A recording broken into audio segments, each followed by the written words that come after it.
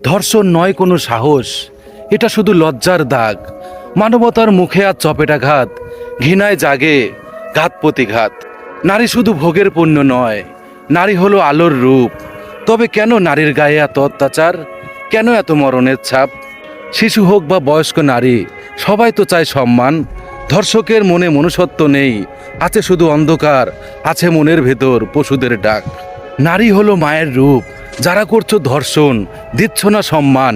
মনে রেখো, তোমাদের মিলবে না জান্নাত, মিলবে শুধু জাহান্নাম।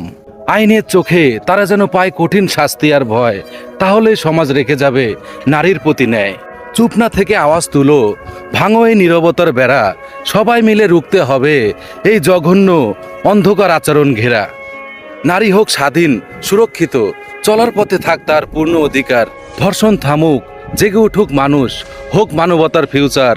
তাহলেই নারীরা বেঁচে থাকবে, বেঁচে থাকবে তাদের পূর্ণ অধিকার।